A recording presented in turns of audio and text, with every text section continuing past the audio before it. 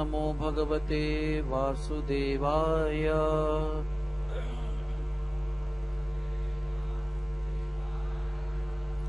ओम नमो भगवते वासुदेवाय।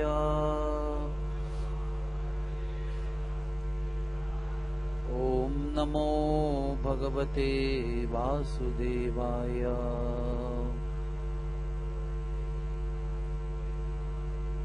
So today we are reading from Srimad Bhagvatam, Canto 11, Chapter 2, entitled Maharaj Nimi Meets the Nine Yogendras. Text number 31. Dharman Bhagavatan Bruta Yadi Naha Shrutaye Kshamam Yaihi Prasannaha Prapannaya Dasyati Atmana Apyajaha. Dharman Bhagavatan Bruta Yadi Napsrutaye Kshamam Yai Prasanna Prapannaya Dasyat Atmanamapyaja. Dharman Bhagavatan Bruta Yadi Napsrutaye Kshamam Yai Hai Prasannaha Prapannaya Dasyat Atmanam Apyajaha. Please repeat. Dharman Bhagavatan Bruta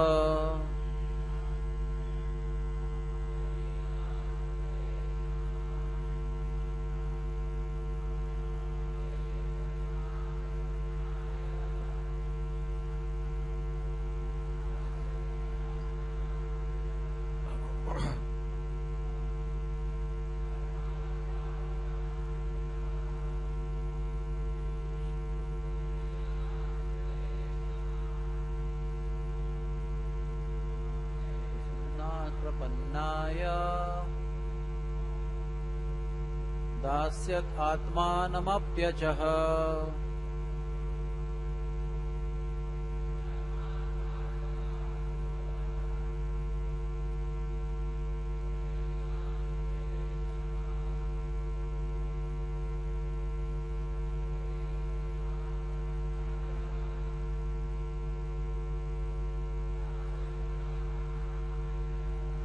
Ladies, Dharman Bhagavatan Bruta Dinapsrutaye Shamam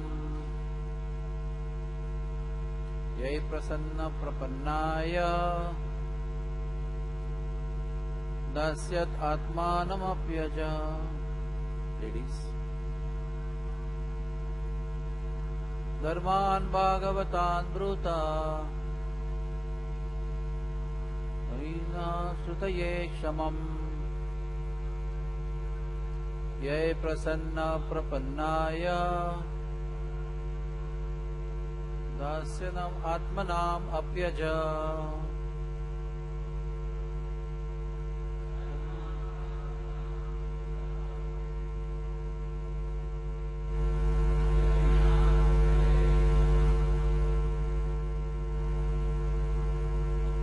Prasannaha Prapannaya Sati Atmanam Apyaja. Dharman Bhagavatan, the science of devotional service. Bruta, please speak. Yadi, if. Naha, of us. Shruyate, to hear properly. Kshamam, there is capacity. Yai, by which. Prasannaha, being satisfied. Prapannaya, to one who has taken shelter. Dasyati, he will give. Atmanam, himself. Api, even Ajaha, the unborn Supreme Lord. Translation. Please speak about how one engages in devotional service of the Supreme Lord. If you consider me capable of properly hearing those topics. When a living entity offers loving service to the Supreme Lord, the Lord is immediately satisfied, and in return He will give even His own self to the surrendered soul. Purport. Within the material world there are two classes of mundane philosophers who present their opinion about the Supreme Lord. Some so-called theologians claim that we are infinitely different from God, and therefore they tend to look upon the Lord as something far beyond our power to understand. Such extreme dualistic philosophers, outwardly or officially, claim to be pious and religious believers of God, but they consider God so much different from that which is within our experience that according to them there is a little profit in even trying to discuss the personality or attributes to the Supreme God. Such outwardly faithful persons generally take to fruitive activities and gross materialistic sense gratification, being infatuated with the mundane relationship of the material world, which appear under headings like society, friendship and love. The Advaitavadis, the non-dualistic philosophers, claim that there is no difference between God and the living entity, and that the highest goal of life is to give up our personal existence, which is due to illusion, and merge into the impersonal Brahman effulgence, which is devoid of name, form, personality and paraphernalia. Thus neither class of speculative philosopher is able to understand the transcendental personality of Godhead. Chaitanya Mahaprabhu, in his sublime teachings of Achintya Bheda Veda Tattva, or simultaneous oneness and difference, has clearly demonstrated that we are qualitatively one with the Lord, but quantitatively different. God is personal consciousness, and He has His personal form. Similarly, we are also personal consciousness, and ultimately when liberated we also have eternal forms. The difference is that the eternal form and the personality of the Supreme Lord contain unlimited potency and opulence, where our potency and opulence are infinitesimal.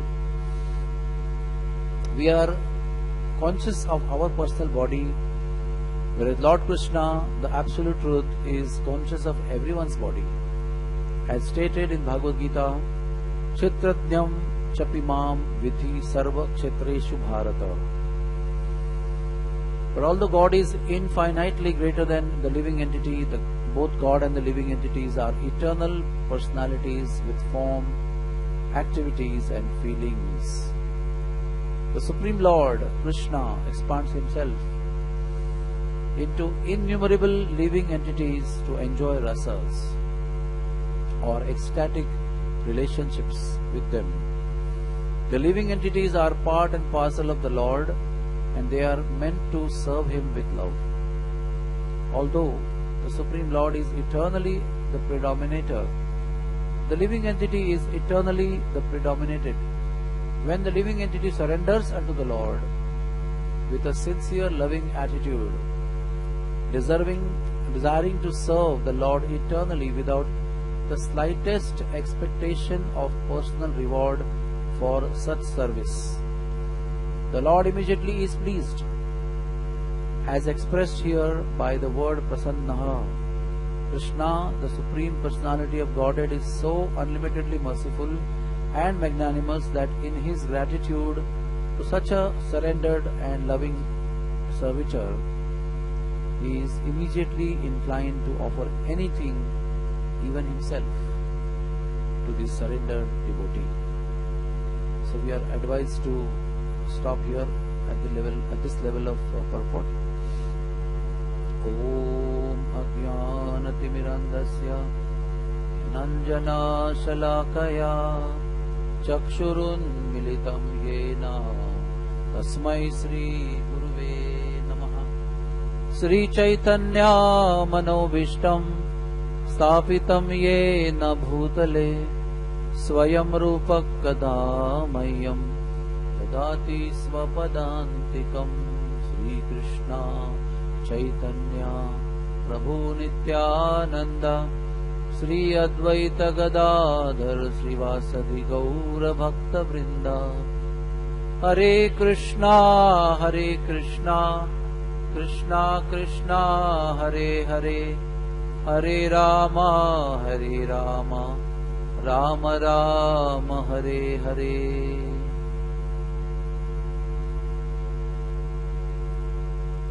Hare Krishna. So Srimad Bhagvatam is now at the event of Narad Muni talking to Vasudev, and Vasudev asking questions to Narad Muni.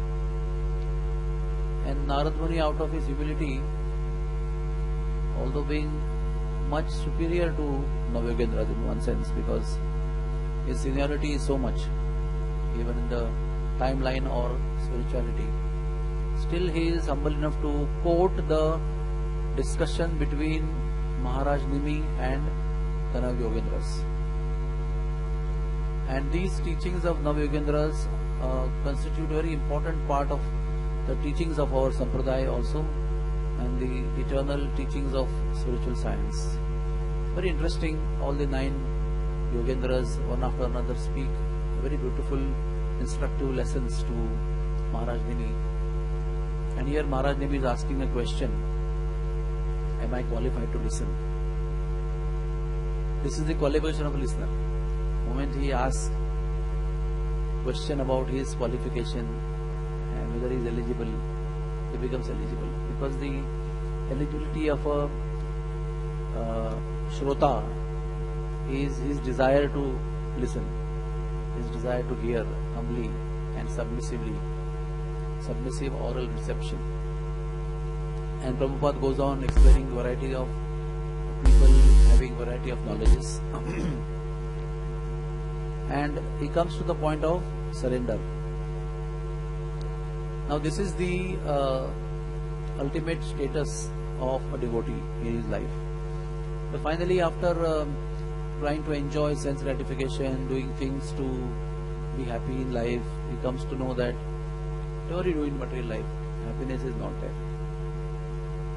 Happiness is only abhas, anticipation and anticipatory feeling that, oh, it will come. We do certain things and we expect happiness will come. But invariably, there is unhappiness. So after that, activities of fruitive activities, the person becomes renounced. Then he starts acquiring knowledge. Knowledge by nature gives renunciation. But the renunciation in of itself is not very enjoyable situation. It's like a situation which is makes you free from suffering of life. Maybe the attachments that we have, the attachment those give us pains in life, they are not there now, so we feel it like relieved, kind of relief is there. But relief from material distress doesn't mean that it is a blissful situation. It's like it can be a neutrality situation. But relief from material distress cannot be a happy situation. And by nature the soul is anando mayobhyasat, pleasure seeking. So unless and until he receives, the soul receives the happiness or the ananda that he is looking for, he cannot be constitutionally satisfied. So then karma kand, then jnana kand, vairagya, and then comes bhakti. And in bhakti also, when he performs bhakti, then he feels I must get happiness. By performing, chanting Hare Krishna, the process of chanting, I should be happy. by performing activities of devotional service, I should be relieved of my pains and pleasures. And finally, I must be happy by doing my sadhana. And then finally, I should get liberated from these cycles of birth and death. And finally, I should get association of the Lord. And finally, I should be in Gauloka Vrindavan. And there is one significant thing is there in all this process, that I is a prominent feature in all these activities. Right? It's very nice, there's nothing wrong.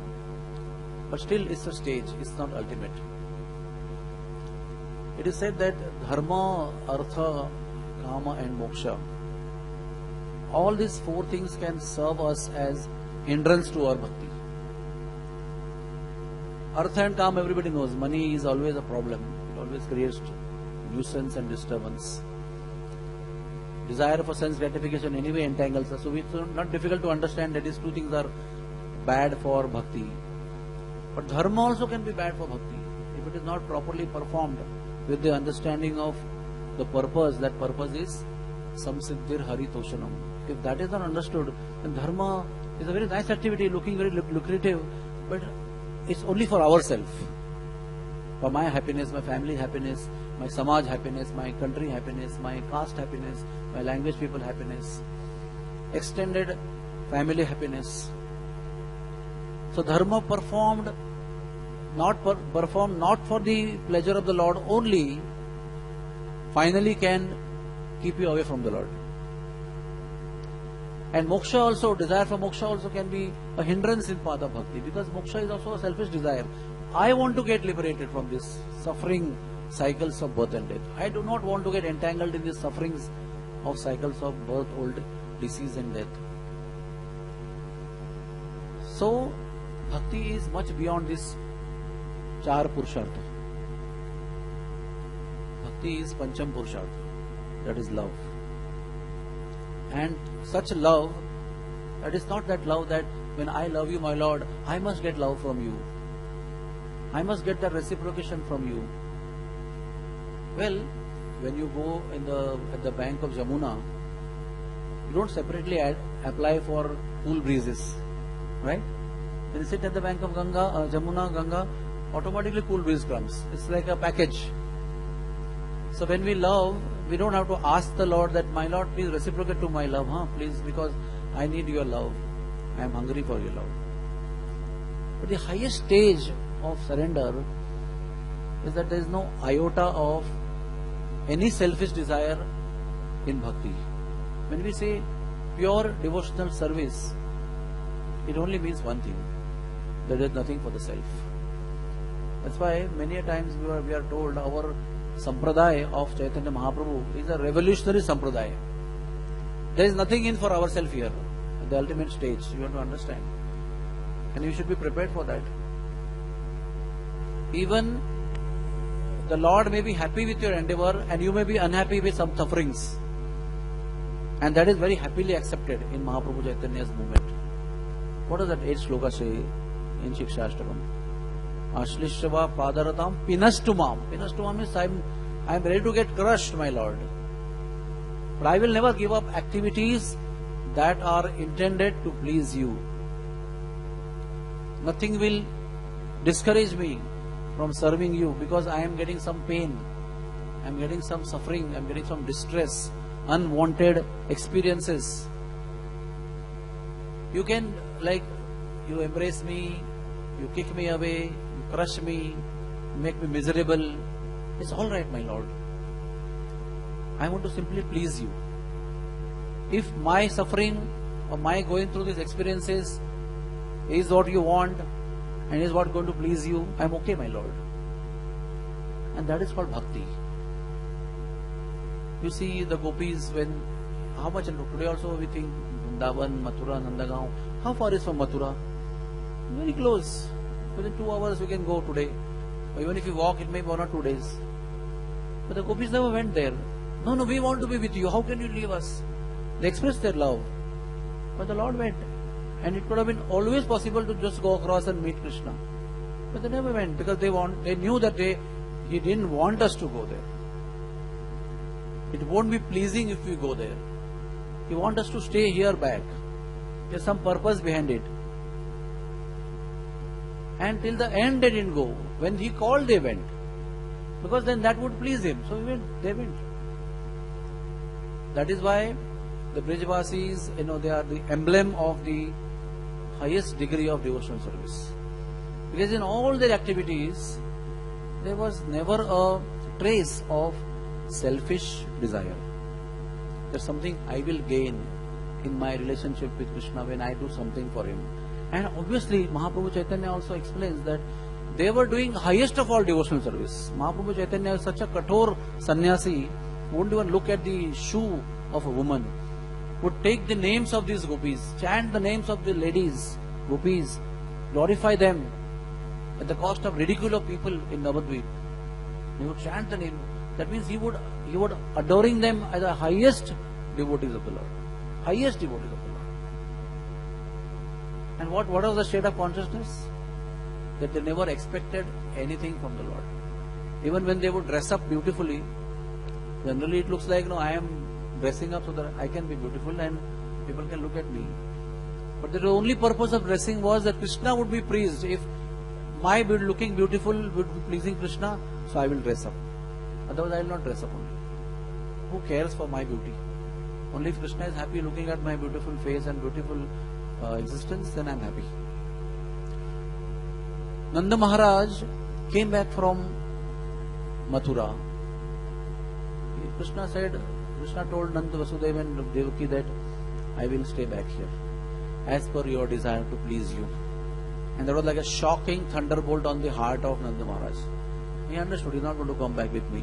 Both of them are not going to come back. And if that is going to please Krishna and Balaram, so be it. It was like a too much painful situation for him, and he couldn't leave from there. His legs were so heavy. He was leaving so slowly. He stopped on the way to Gaurav village. And he couldn't just move. He finally went.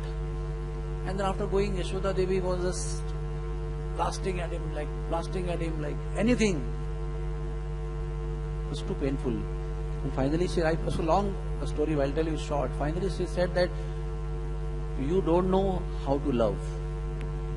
You are nothing better than Dashrath Maharaj. Dashrath Maharaj is a personality who knew how to love his sons. Look at him. He died. He left his body in remembrance of Lord Ram. And finally she came up to saying, how you survived? Why didn't you die there only instead of coming here to tell me that they didn't come with you? It's like ultimate, But Nanda Maharaj is such a magnanimous personality. He was understanding fully, empathically, like we have in our language, empathy, full empathy. He had full understanding of Yashoda's heart, what she was going through. So he was going on listening, and everything each after sentence she was shooting arrows with fire. So much painful statements she was making. And finally said, you should have died there only. And she fell unconscious. And then still he helped her to be conscious again. Keep her composed. He was fully composed. And he said, finally when she was like in a state of listening, he said, Yashoda, it was very easy to die. What is there to die? I could have died there. But he told me that I am going to come back, my dear father, after fulfilling my duties to Nanda and to Vasudeva and Devaki. Now if I die there due to my emotions, to express my emotions, my sorrow and my inability to bear the situation, so it's easy to die, to end the situation of pain there. After some years, when he would come back to Nandagaon and would look for me, won't he be very unhappy? So that is why, Yashoda, you and me have to live. We have no choice but to live, because when we will be living, when he'll come back, he will look at us, he'll be happy. Otherwise, today the way you are searching Krishna Balaram and unhappy, tomorrow he will keep searching you and me and he will be unhappy. This is his consciousness of being ready to go through all the pains of life till the time he comes back, to be, just be there, exist, so that when he comes back, He will be happy to see us and He will not be unhappy by not seeing us. That is the mood of Nanda Maharaj. And similarly, you look at the mood of gopis. When Narad Muni came asking for dust of the lotus feet of devotees for relieving the headache of Krishna, the queens had already gone behind. They were so much eager to come to do whatever I can do, whatever we can do. Please tell us, Narad Muni, Raj Vaidya, please tell us. But when they were told this solution, everybody just went behind. All Dwarkavasis, so-called, all rasas, all devotees just went behind. Wow, how can we do this? And then Krishna told Narad Muni, go to Vrindavan. And then we went to Vrindavan and then he announced. And he saw amazingly, every gopi was running to bank of Jamuna, dipping their feet in water, then on the sand, and then removing the sand, again going in the water, again in the sand, and removing the water. Narad Muni said, I need little bit dust. I don't want so much dust. He said, you take as much as possible. In future also it will be useful. Whenever there will be headache. So instead of taking little dust from people who claim to be devotees of the Lord, there was a big bundle on his head, big, what do you call, boja, luggage. And with that he came to, and then Narad Muni asked the gopis, do you know what is the meaning of this? You will have to suffer like anything. If your dust from your feet touches the head of Lord Krishna, there's too much suffering. And what did the gopis answer? Such a beautiful answer they gave. It was not a dialogue written by some writer in a movie and they had to just read that with a lot of emotion effortfully. This is a natural statement for them. They said, forget about curing the headache. The aim is to cure his headache. But even if the dust of our feet can relieve him for a moment of the headache, not curing, just little bit decrease in the intensity of the headache for a only moment, then we are ready to undergo sufferings in hell for eternity. That means this kind of surrender, what does it tell? Even our beloved, if he is going to get pleased, even that going to cause me eternal suffering in hellish situations, I am okay. To that extent, there is desire to please the beloved. That is, here the beloved is the Lord. And that is the only reason Sri Krishna sells himself to such devotees. Rupa Goswami explains in Nectar of Devotion, in the first chapter itself, that one of the qualities of Shuddha Bhakti is Sri Krishna Akarshini. After Kleshagni, Shubhadha, Sudurlabhaha, Moksha Laguta Tritaha, Sandrananda Visheshakma, the last one is Sri Krishna Akarshini. It is said Sri Krishna is attractive to everybody in the world. Even millions of cupids are mad after him. All devotees are after him. All sages are after him. All demigods are after him. Everybody in the material world is after him, enamored by his beauty, by his personality, by his kindness, by his magnanimity. Millions of cupids faint in front of the beauty of Krishna, in front of the personality of Krishna. But Sri Krishna is also being attractive to everybody.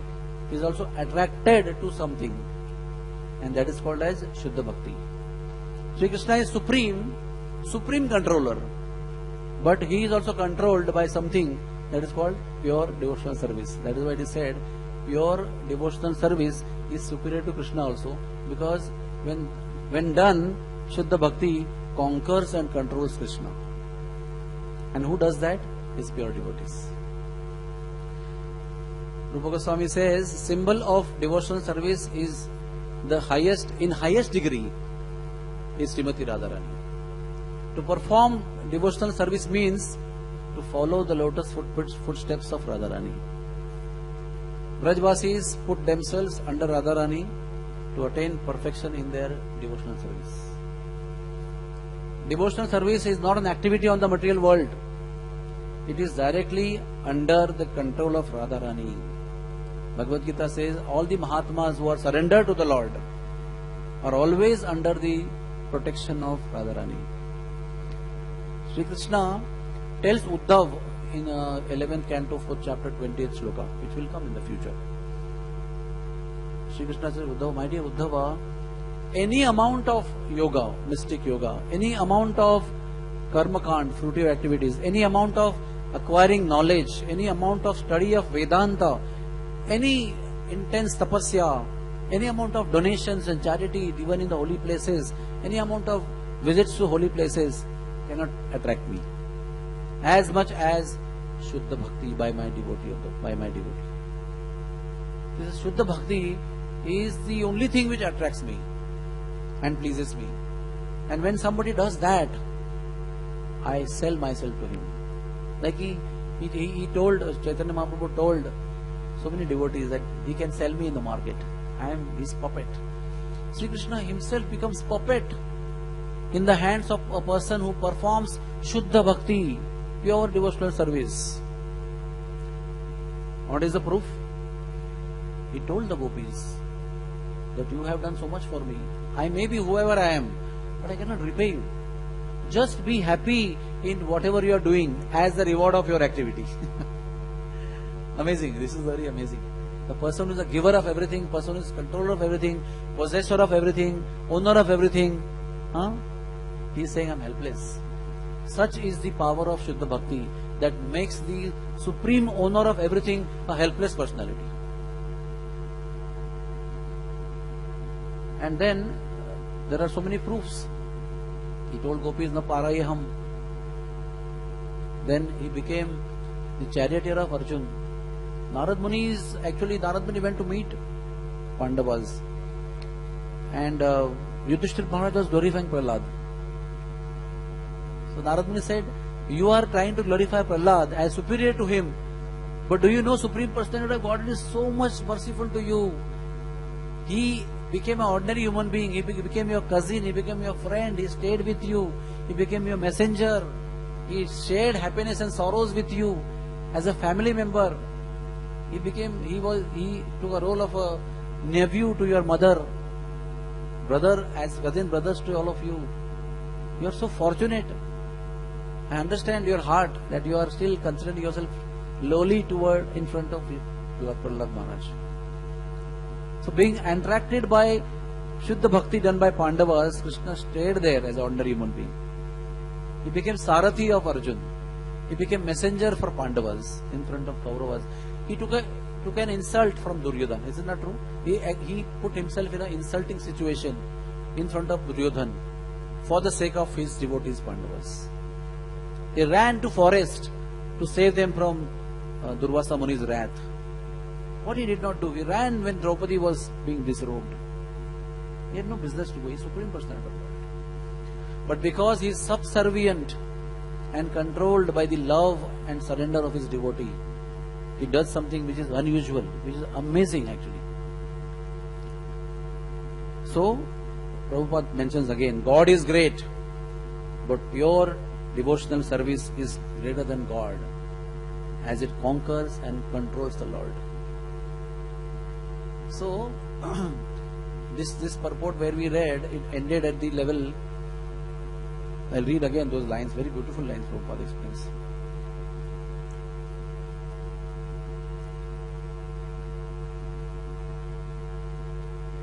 Although the Supreme Lord is eternally a predominator and the living entity is eternally the predominated, when the living entity surrenders unto the Lord with a sincere loving attitude, desiring to serve the Lord eternally without the slightest expectation of personal reward for such service, the Lord is immediately pleased.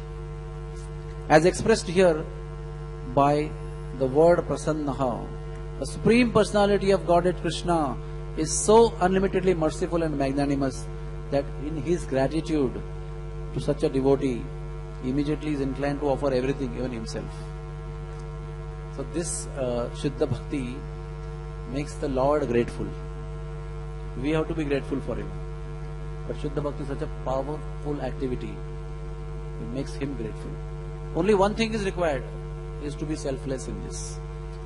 Because when we offer our love and heart and we surrender to the Lord, we don't have to separately ask him, will I get food if I do this? Or will I be looked after? Or will my family be looked after? We have so many stories in even Maharashtra also. Lord has gone and did chakki for Janabai. Lord had gone and cleaned the cows for his devotees. Lord had done so many menial services. What he has not done to save his devotees? So the devotee who is performing Shuddha Bhakti does not have to separately apply for shame and kushal, yoga and shame. It is automatic. When we offer our love to the Lord selflessly, for which he is hungry, everything that we are offering him is belonging to him only. The love only is ours, the feelings are only ours, the Chaitanya is only ours. And that Chaitanya is hungry for that he is coming all the way. He said, I left all the opulence of Vaikuntha just to come and taste the chas of the gopis of Vrindavan, that too by stealing. Because all the chas belongs to him. All the butter belongs to him. What he is hankering for is the love, the selfless love the gopis have, the Brajvasis have, the cowherd boys have, and the cows have, and the servants of Vrindavan have, and the blades of grass of Vrindavan have, and the birds of Vrindavan they have. So when that love is offered to him, everything that is his becomes that person's. As it is said in Bible also, that the kingdom of God is inherited by the meek and the humble. That means whatever the Lord thinks he owns or belongs to him, everything becomes the property of the devotee who is in love, in surrender to the Lord. So, Shuddha Bhakti is so powerful, and even Lochan Das Thakur always says that who has taught us all these things? Who has taught us the devotion of Braja Yuvati? Is Lord Chaitanya Mahaprabhu. If he was not there, yadi gaur na hoito, tabe ki hoito. If he was not there, then who would have taught us the sentiment of love that the Braja Yuvatis expressed for Krishna? Who would have taught us the glories of that love which Radharani and Gopis expressed for Krishna? The Mahaprabhu Chaitanya came to express and to explain and to give us the gift of understanding of the depth and intensity of the love of the Gopis. Brajari Yuvati, the service that they performed. The word Aradhana is defined as the activity that Radha performs. That activity which is totally selfless, only centered on Krishna, not centered on herself, and just to please him. So let us all actually strive for this, because all of us are aspiring sadhakas. No doubt we have material desires, we have some aspirations, spiritual aspirations, and it's very good. Instead of having desire and aspirations for sense gratification in the material world, it's better to have an aspiration to get liberated, to be in Golok Vrindavan, to be next to Krishna in Golok. It's all right. But still in the highest stage, we have to at least theoretically understand and keep that on that pedestal, that my goal is to ultimately become completely selfless. That means, Mama Janmani Janmanishware Bhavatat Bhaktir Ahaituki Toi. That means no liberation also. I'll come back again and again if you want. And that too, I'll come back in hell, I'll come back in heaven, come back in a dog's body or cat's body or a human body in the earthly planet, wherever you want me, my Lord. But I will keep doing, I will keep desiring and keep doing Shuddha Bhakti to you. That's my desire. This is what we have to keep praying constantly. When we chant Shiksha Ashtakam in the morning, we have to sincerely pray that, my Lord, one day I want to become selfless. I do not want to desire anything one day. Today may not be a situation for me, but I want to pray to you to give me that day where I can be totally selfless. And your happiness will be only goal of me. Tava ichha mata karo he jatana. Thakur Bhaktivinoda is expressing in his bhajan that I want to work only to please you. And that effort of pleasing you can give me sorrow. It's okay, my Lord. In fact, when pains come to me in the process of trying to please you, oh my Lord, I will accept them gratefully, because they will destroy my avidya. All my attachments and negativities in life, which are not very expected in my life, will be destroyed. I know, my Lord. So let the pain come, my Lord. I don't mind. But let you be pleased, my Lord. And even if I don't understand how in this painful situation of mine you are going to be pleased, doesn't matter even if I don't understand. If you are going to get pleased, I am okay, my Lord. Just give me strength to accept that, and accept that in a grateful heart. Such a grateful heart actually buys the Lord. Lord is selling himself to such a feeling. This is the price to get Krishna as yours. Chaitanya Mahaprabhu is offering us that opportunity to be grateful and to accept everything as the mercy of the Lord, and still keep attempting and keep trying and keep doing services just to please Him. That is the ultimate goal of all our bhakti. All our chanting, all our seva, all our sadhana, all our so-called devotional services that we are doing under the guidance of our Gurudev and devotees is simply to please Krishna. And today, if we do not know whether Krishna is pleased or not, we have our Gurudev. If he is pleased, we know Krishna is pleased. Yasya bhaga prasadat bhagavad prasado. Yasya prasadat na gati kutopi. It's a simplistic method. We do not know Krishna today, whether he is happy or not happy. But devotees will tell you whether they are happy or not. They will tell you openly. They are Krishna's greatest mercy upon us, to be around us, to let us know whether Krishna is happy or not. They will express to you. So we should be humble to accept their feelings of unhappiness if they are unhappy, and try to work on that to make them happy. Because the first attempt to please Krishna is to please devotees around us, at least our authorities devotees. Next attempt is to please the authorities, most supreme authority, that is Gurudev. And when Gurudev is pleased, Krishna is pleased. Hare Krishna. We have a few minutes more. Today is disappearance day of a very great, even the thought of that personality is so enlivening, so energy giving. Abhiram Gopal Thakur ki Jai. Such a great personality. I think such people are only possible in Gaur Leela. Such magnanimous personalities are only possible in Chaitanya Mahaprabhu's pastimes. Anyway, so one of the unique things I learned that Abhiram Gopal Thakur did not take birth the way people take birth. He just appeared in the material world in Kali Yuga, not like anybody else. He appeared in Kula Krishna Nagar, and Kana is the name of the river, Kula means the bank of the river, and Krishna Nagar means where the Krishna temple was there, which was at the bank of the river Kana. Today it is near Amta when you go from Calcutta by train. Abhiram Gopal Thakur was Sridama in Krishna Leela, very very dear associate of Lord Nityananda in Kali Yuga, and also he was known as Sri Ram Das. When Chaitanya Mahaprabhu sent Lord Nityananda to preach, he had these two amazingly, transcendently crazy people with him. One was Abhiram Gopal Thakur, and second was Gadadhar Das, that Kazi Gadadhar Das, chant now.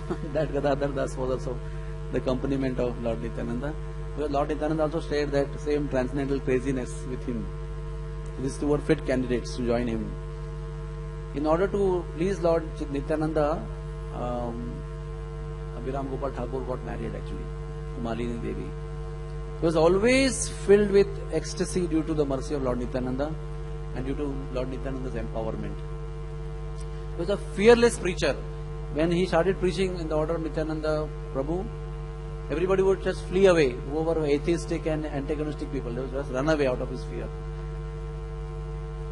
So he lived in Kanakula Krishna Nagar, and there is a river, and at the bank of the river the temple of Gopinath is there, and there is also a tree called Siddha Bakula, under which Abhiram Gopal Thakur would sit and do bhajan. And one day he got a dream that Gopinath deity came to him and told him that I am underground, please remove me from here, and showed him the place also where he was. So next day Abhiram Gopal Thakur excavated and revealed a beautiful deity of Gopinath and installed that in temple. Lord showed that I want to appear in this village of Kanakula Krishna Nagar. I am buried under earth, and also he showed him the place. And the devotees then took bath, because where he dug, there a big pond appeared automatically and naturally, and that is called Ramakunda, where all the devotees took bath after they received Gopinath deity from that. Bhakti Ratnakar says that anyone takes bath in this Ramakunda will become free from cycles of birth and death. One day, Abhiram Gopal Thakur, in ecstasy of Sakyaras, wanted to play flute and started searching everywhere, in all four directions. And he couldn't find a suitable flute. Then he came across a log, which was so big, wooden log, which was not able to be lifted by 16 people. 16 people could not lift that log. He just turned that big log into a flute and started playing. Bhakti Ratnakar explains that Chaitanya Charitamrita also explains that flute playing was so transcendental and so happiness giving, Such a huge wooden log, he turned into flute and played it. That was his ecstasy of Sakya. And he is famous for his whip, bull whip called Jai Mangala. And the Jai Mangala whip was so powerful that anybody he would touch that Jai Mangala whip, that person will go into ecstasy. He will receive Krishna Prema. So, one time Srinivas Acharya went to take darshan of Abhiram Gopal Thakur. So he whipped him once. And Srinivas Acharya, in ecstasy, started dancing and jumping, shedding tears. Then he whipped him second time. Ecstasy increased 100-fold. The third time whipped him. Again 100-fold ecstasy. And his wife came and stopped him. Prabhu, Maharaj, Swami, please stop. Such a small boy he is. He will fall unconscious if you hit him more with the love of Godhead. So he stopped. His wife's name was Malini. And she was kind of very merciful to Acharya Srinivas. Because sometimes ecstasy also is not so easy to bear, It is difficult to bear sorrows, but also ecstasy, to really take ecstasy also one should be qualified. The qualification was given by Abhiram Gopal Thakur. Now, Lord Nityananda was staying in Karda. All of you know, will be going on Yatra this time there. He married Janava Devi and Vasudha Devi. Janava Devi didn't give any children. Vasudha Devi did give children. And she gave birth to the first girl child. And Abhiram Gopal Thakur went and offered pranams to that girl. And that girl died. His pranams were so powerful. If you would offer pranam to a stone which was not shaligram, the stone would crack. If you would offer pranam to any devotee, if he was not a pure devotee, that person will die. That was the kind of amazing thing he had within him. So he went and offered pranam to first girl of Nityananda, she died. Then second girl was born, he offered pranam to her, she also died. Such 6 girls were born to Lord Nityananda, all of them he offered Dandavat and all of them died. And the 7th girl was born, was the incarnation of Ganga Devi, and he offered Dandavat to her also. And that time Ganga Devi did not die. And that time Abhiram Gopal Thakur said, this time we are not cheated. All the other times we were cheated. And immediately he composed 100 verses in the glorification of Ganga Devi. And after that, Veerbhadra was born. And as soon as Veerbhadra was born, he again offered Dandavat. And nothing happened to Veerbhadra. Because Veerbhadra was the incarnation of Shirodakshai Vishnu. And he immediately composed Veerbhadrashtakam. Abhiram Gopal Thakur. And then, one day he heard the transcendental pastime of Raghunandan Thakur. All of you know that Raghunandan Thakur was told by his father Mukunda to offer one day, and then he cried and cried and cried. Krishna was not eating, and he cried so much that if you don't eat, my father will beat me. So Krishna had to eat that, what was offered by Raghunandan. He had to eat the plate completely. I had to come down from the deity form. And then Mukunda was quite puzzled. And then Mukunda came to know by the Lord's mercy that actually he ate everything. Nothing to feel bad about the son. His son is cheating and eating the bhoga of the Lord. So Lord Chaitanya asked, Mukunda, who is the father? You are the father or Raghunandan is father? The father of Raghunandan, Mukunda said, yes my Lord, Raghunandan is my father. Because who is the father? Who teaches you the science of Shuddha Bhakti is the father. So this whole Leela, Abhiram Gopal Thakur had come to know. So he decided, I want to go and offer Dandavat to that boy. So he started to Srikhanda. The news spread to Srikhanda that Abhiram Gopal Thakur is coming to offer pranams to Raghunandan. And the news came to the house of Raghunandan. It came to Mukunda and his wife also, the mother and father of Raghunandan. And they were so scared, but they were not, ultimately, like Yashoda also, would get scared. If Krishna would eat dirt, he will die. He will get disease and die. out of the power of Vatsalya, sometimes the reality also is not understood by the person who has that power of pure Vatsalya. So out of pure Vatsalya, she felt, maybe if my son is not a pure devotee, yes, Lord has come out of deity and eaten his food, I agree, but what if he is not 100% pure devotee, and what if Abhiram Gopal Thakur comes and offers Dandavat, and what if he dies? So they hid him somewhere. And when Abhiram Gopal Thakur came announcing, where is Raghunandan? Where is Raghunandan? They said, Raghunandan is not there. So he was like disappointed. He said, oh, I came all the way and I could not get the darshan of a pure devotee. So he was going away. And soon enough, Raghunandan himself, where he was hidden, he came to know that Abhiram Gopal Thakur has come. So he broke the doors open and he ran behind him and he embraced him, offered Dandavat to him. He offered Dandavat to him. He offered Dandavat to him. And nothing happened. And they both started dancing in ecstasy. And then, when they were dancing, mother and father came out because they were wondering what will happen. He will die or will be sorry. Maybe he will die after dancing. But he didn't die. And in the process of dancing, the Nupur of Raghunandan flew 2 miles in some other village. In that village, Kaliya Krishnadas used to worship Krishna. And in that village, this Nupur fell. And it fell in the pond. That pond is called Nupur Kund. And then that Nupur was worshipped by Kaliya Krishnadas. And today, that Nupur and Kaliya Krishnadas both are worshipped at that village. What is that village name? Parul, near Katwa. So this is Abhiram Gopal Thakur. I remember, one more thing I'll tell you. Gopal Guru Goswami, whose temple is there in Vrindavan near Dir Samir also. He also was one time whipped by Abhiram Gopal Thakur. But nothing happened to him. Why? Because Chaitanya Mahaprabhu had put his lotus foot on the forehead of Gopal Guru when he was a small baby. With that blessing of empowerment of Lord Chaitanya, this test, the test of the Tej, Ojas of Abhiram Thakur was not affecting Gopal Guru Goswami. And how can we not remember our Abhiram Gopal Thakur Prabhu on the day of Abhiram Gopal Thakur disappearance? I remember he was in Pakistan. Many of you may not know, many years back, he was staying here, just in the room here where I stayed before he stayed. And before that, he was in Pakistan. And in Pakistan at that time, when we had just become devotees, 6 temples were burnt by Pakistanis, Hare Krishna temples. And that time, they were also hunting the devotees who were there in the temple. So they all just fled away.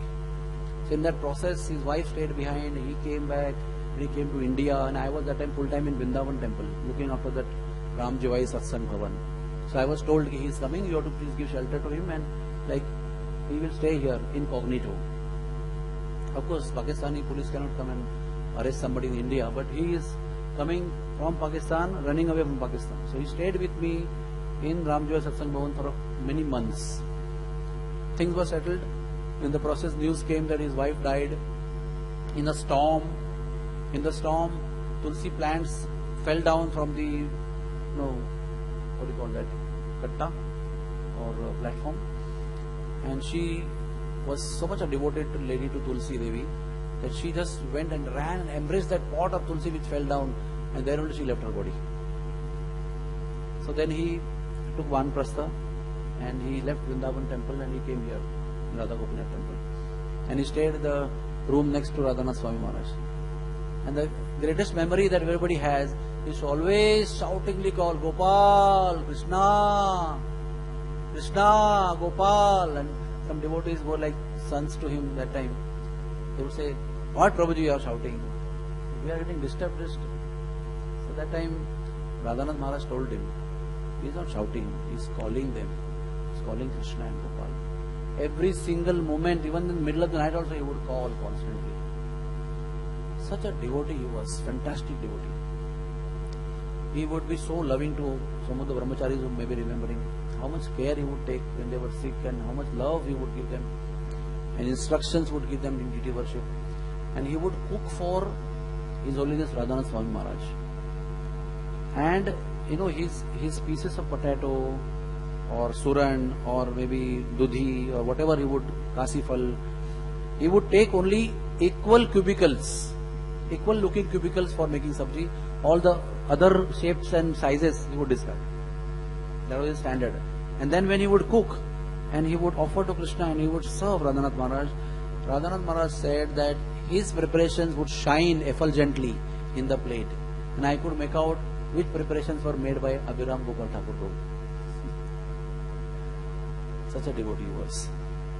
Especially to me, while I stayed with him in Vrindavan, was so loving, and I remember him. He was in Bhatia Hospital in the last days. We went to see him there. He also came to Bhaktivedanta Hospital. He was admitted there for some time. But last days he was here, so we went to Bhatia Hospital. We went to see him. He was kind of unconscious. But I remember his most important thing which Radhanath Maharaj revealed to us after he left. That one time Abhiram Gopal Thakur had gone to Kanakula Nagar, Kanakula Krishna Nagar. Just left. We all go to yatras. But when he went there, he got some completely out of the world, transcendental, ecstatic experiences. He was trembling and he was shedding tears like rivers there. And a great transformation took place in his life when he went to Kanakula Krishna Nagar. And he came back from there here. And after that, his calling Krishna and being in ecstasy increased 100-folds. And then he would go to Radhanath Swami Maharaj's room many times in the daytime and cry and cry and cry and couldn't speak only. He has gone to speak something, but he is like unable to speak only, crying and crying and crying and crying. After some time he would speak that Krishna's dearmost Sakha, Sridama, is coming to me in my dream and telling me, please come, let us go and herd the cows. Many times he met Radhanath Maharaj, telling this, that Sridama is coming and calling me. Now Abhiram Gopal Thakur was Sridama himself. Sridama incarnated as Abhiram Gopal, and he was Abhiram Gopal Thakur Das.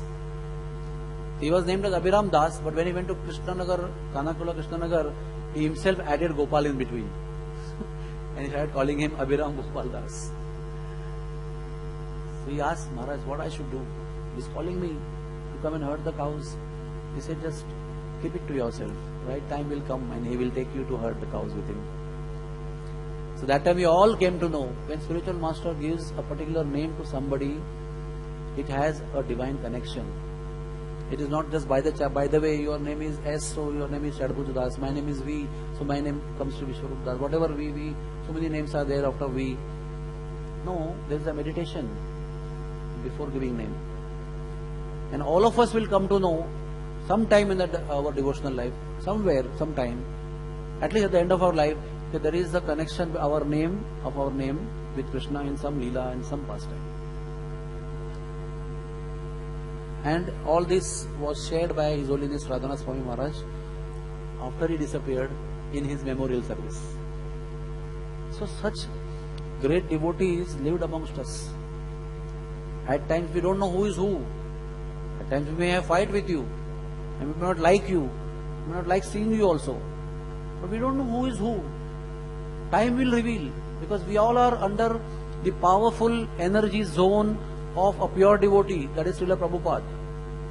And in that powerful, empowered, transcendental zone of energy of Srila Prabhupada, who is transformed into what? Nobody knows. That is why it is safer not to commit Vaishnava Aparadha. It's safer from that point of view, because today somebody may be naive and neophyte and appear to be a fool. But tomorrow, by the power of empowerment and mercy of Srila Prabhupada, what will become of him? He is constitutionally, transcendently situated. One day he will become. Then we will repent. Oh, so this devotee I fought with him one day, and he turned out to be XYZ. So, company of devotees is always transcendental. If our mood is transcendental, I mean not materially motivated, to be on the local language properly, so not motivated for ourselves selfishly, and we are pretty predisposed towards pleasing the devotees around us, then the association becomes very transcendental, and all the transcendental things will be revealed to you.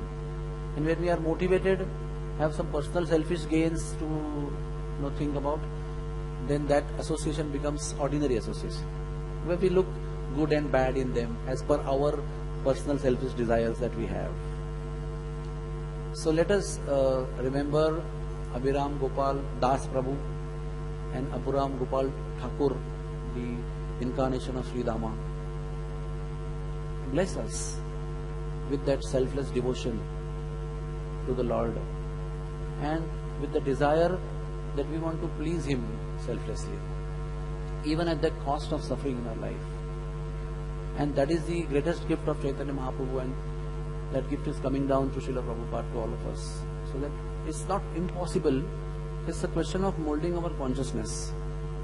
Because Brahmaji also has said that if somebody can thank the Lord and keep serving the Lord to please Him, then the Lord becomes obliged and subservient to that devotee. And by the way, attaining Golok Vrindavan becomes his right by default. We don't have to separately work for that. So let us all try to take out this dharma, artha, kama, moksha type of selfishly imbued activities. And let us free our consciousness with ourself and keep Krishna over there and simply work to please Krishna. And Krishna will never leave us. He will always accompany you, always be with you in all the endeavors of life. He will protect you, will take care of you, will look after your yoga and shema. He will give you love and satisfy you also. That's a byproduct of trying to please Krishna. Hare Krishna, Krishna Krishna, Hare Hare, Hare Ram, Ram Ram, Hare Hare. Is there any question anybody has? Grantaraj Srimad Bhagavatam ki